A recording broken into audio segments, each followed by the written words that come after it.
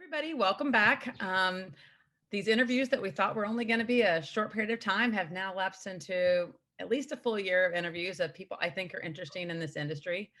And I had the pleasure of going to an event in November in Phoenix where I met quite a few people. And one of the people that I found to be the most interesting and spent a lot of time talking to is my guest today. His name is Daniel, and he runs, I'm going to let him tell you a little bit about himself and his business. I find his business and how he got into it so interesting. So I'm going to let you tell the story that you told me when I met you.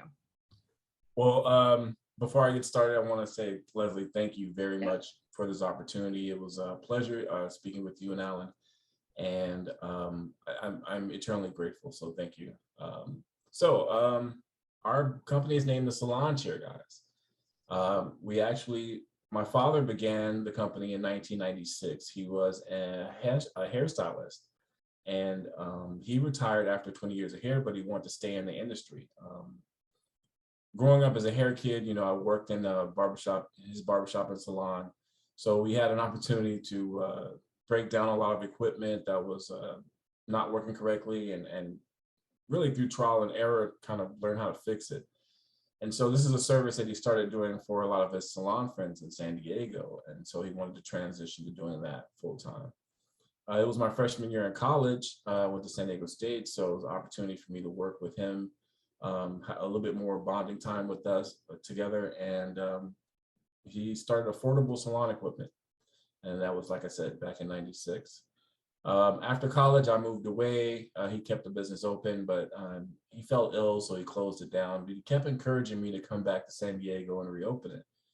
Um, like most people, I guess, you don't want to listen to your parents. So I was not thinking that that's what I wanted to do with my life. I worked for AT&T Interactive for a while, doing like SEO, SEM stuff. And so I really kind of saw myself in this corporate world, but he, kind of just drove it home that, we built something together, and I think there's more work to be done. And so I moved back to San Diego, and after a year of trying to get myself established, I decided I was going to pick it back up. And so slowly, me and my best friend, Brian Moses, decided to work together. And we contacted each one of our customers from the past one by one, let them know that the service was available again. And then it was under the name The Salon Chair Guys.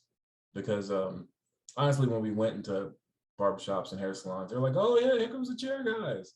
So we just took that and ran with it, put salon in front of it. So now we're the Salon Chair Guys.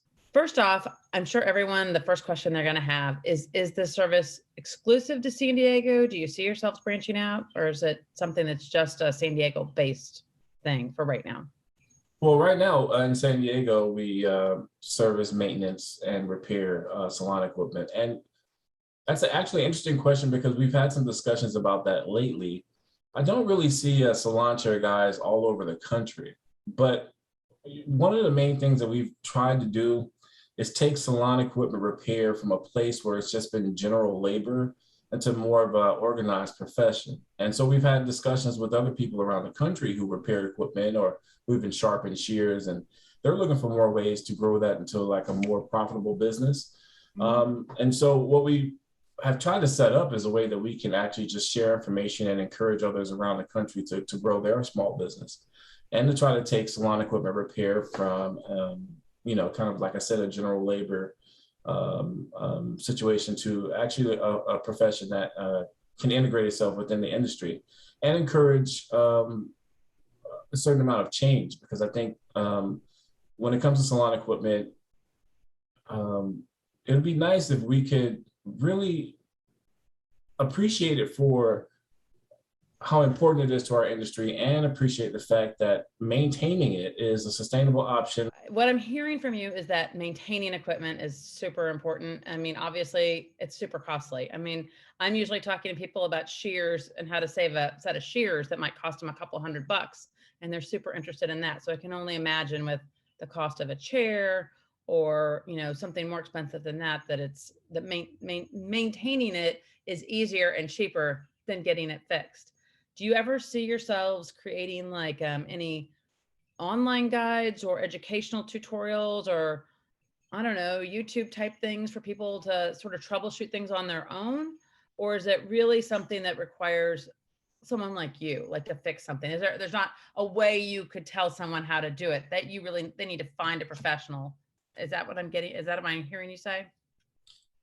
Um, I guess what we would like to do is just try to provide the education that, basic maintenance of your salon furniture, for if that's from cleaning to going through the chair and tightening its bolts, making sure that the base is sturdy, just the little things that actually help your equipment last longer. And then also encourage people to purchase equipment from reputable sources that they can actually have some repair options if something happens. So if an armrest breaks or your foot pump breaks, make sure that you purchase your equipment from a company that's going to allow you to be able to purchase just simply parts and Yeah. replace them yourselves.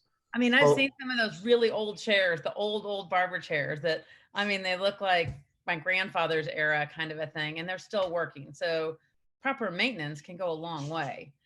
definitely, I mean, that's another one of our core services. We restore antique barber chairs. And so in that restoration, I mean, we see a lot of the quality that has kind of gone away in salon furniture. I mean, there's a lot of legacy companies when it comes to like Belvedere or Collins. I mean, they do a really good job of making furniture that's going to last. I mean, you'll end up buying that furniture and you'll either sell it with your business or pass it down to your kids when you pass down your business.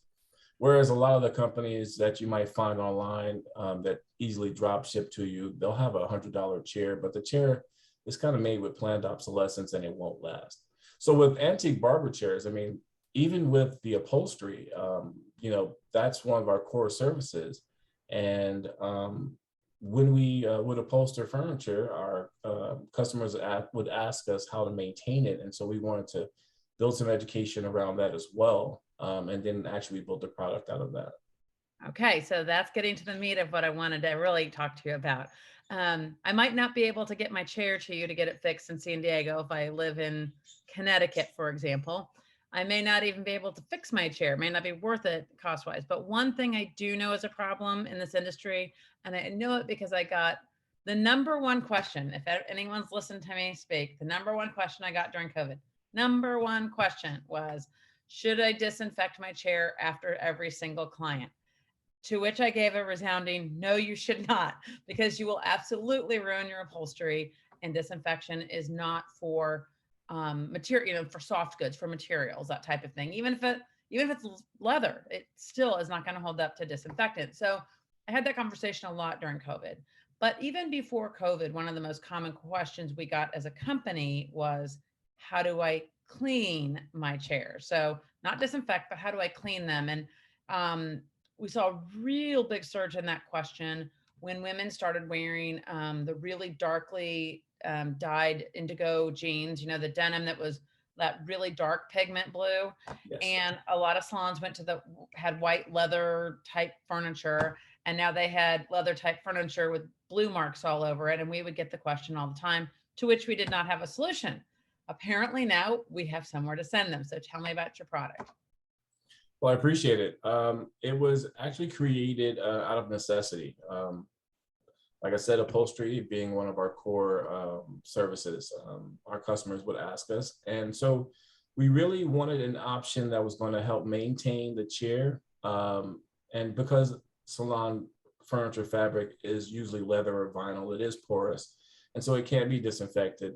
And certain harsh chemicals like ammonias, I mean, the things we've heard people say they clean their chairs with, everything from Windex to simple green floor cleaner. And there's not any other $500 to $1,000 item that you would clean with Windex, not your leather belt, your bag, your shoes. And so it's been a blind spot in the industry. And so we partner with a company that had been making biodegradable cleaners since 1952.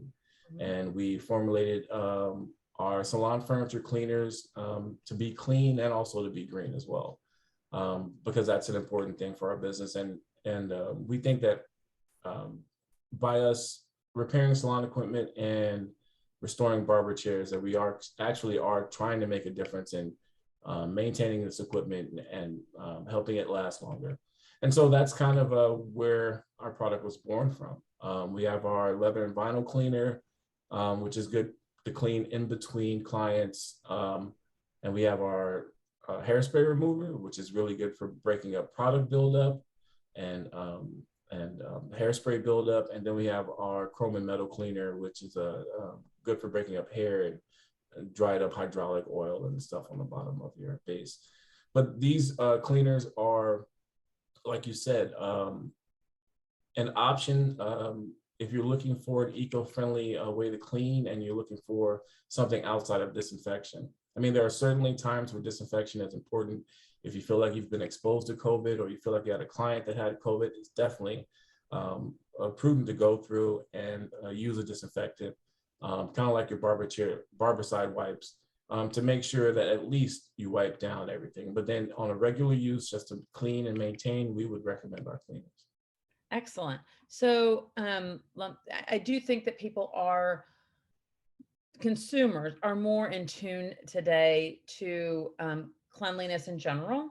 I use the example a lot of going into a diner. We all can picture this, and the bench of the seat is all broken open and the foam's all coming out, and we all just kind of ignore it and slide on in, right?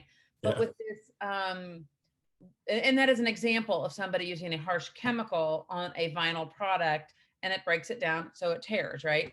And that's why I use it as an example. But in today's world, things like that make us think differently. They make it appear that something's dirty, even maybe if it isn't. I myself have never really liked all the foam coming out, kind of a thing. Yeah. So the importance of even cleaning, even if you're not necessarily killing anything, is that it makes your customer feel comfortable that you're doing everything else right. You know, if I come in and your white leather has stains all over it, it makes me feel like the service isn't a safe service. And by them taking the time to properly clean, let's say that vinyl, it does make it makes it feel like I'm getting a safer service. And let's hope that you are. So does your vinyl cleaner, your vinyl and leather cleaner, does it take stains out from pretty much anything, or are there a lot of limitations to what it can get out? Well, as a rule, ink cannot be removed from vinyl or leather, just because of the nature of the fabric. With it being porous, normally the ink will seep into the pores and actually stain the leather. But what our cleaners can do, I mean, we've had a really good success with white chairs and cleaning that dye that you were talking about out of the chair. But as a rule, we try to state that, don't expect it to take out color that might have dripped on your white chair, just because of the nature of the fabric. And what's your favorite material? If you were going to buy your own salon chairs, what material would the seats be made out of? Like if you had to pick a material that holds up and is easy to clean, what material would that be? Well, the environmentalists in me want to say vinyl, but then that's also made out of plastic. I do know that Belvedere has been experimenting with a fabric that's being made out of cactus. So a fake leather that's being made out of cactus. But I would definitely say vinyl. Vinyl will be it. All right.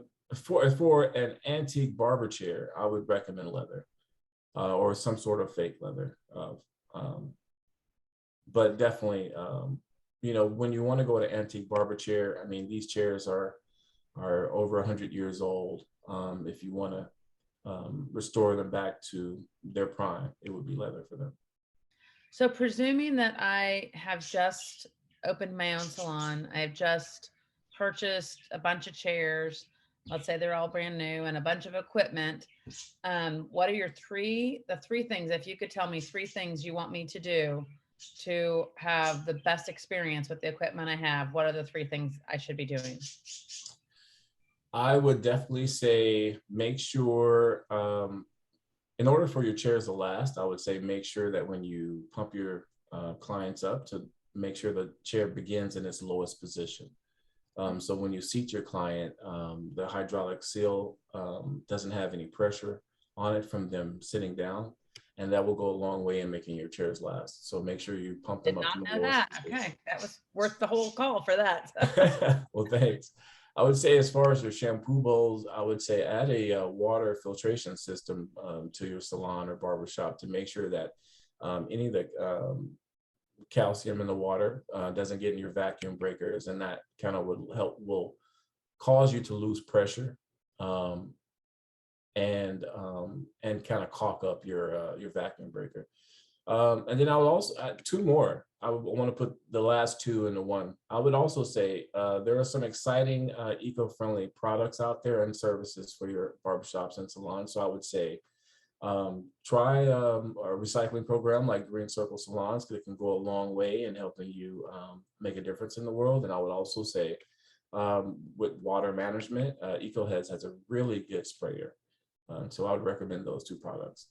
Well, that was kind of funny that you brought up Green Circle because Green Circle is my next interview next week. So Oh, nice, yeah, nice. I've worked a lot with Green Circle. I feel like they have a great program, and so Green Circle is I'm interviewing them, I think, in a week or two. So they'll be the next interview that I do. So, and you'll all have to wait to hear what Green Circle does, but it's totally worth the time. So I do Definitely. appreciate that you've given people some tips that don't even cost them a penny. If they want to find your cleaning products, where do they find them? We'll put it in print, but where do they find them if they're just listening? Well, you can go to the salonchairguys.com. We're also available on Amazon. You can find our products sold by Belvedere Maletti and their website, and By Right Beauty. All right. And if they have a question for you, what if they just want to ask a question, or if is there a way, do you have a Facebook page or a Oh, Twitter account sure. where they You can can ask? reach out to us.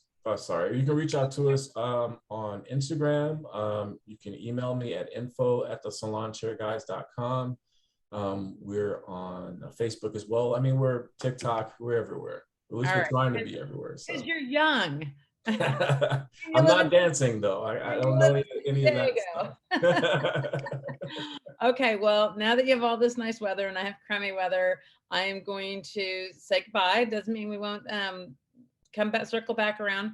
Once we post this, people will have an opportunity to ask questions through our social media channels. Right. And there may be an opportunity for us to get back together and answer some of their more detailed questions. So thank you so much for your time today. And I know you have a big week ahead of you. So congratulations on that. And I Thank will you. I appreciate see it. you later.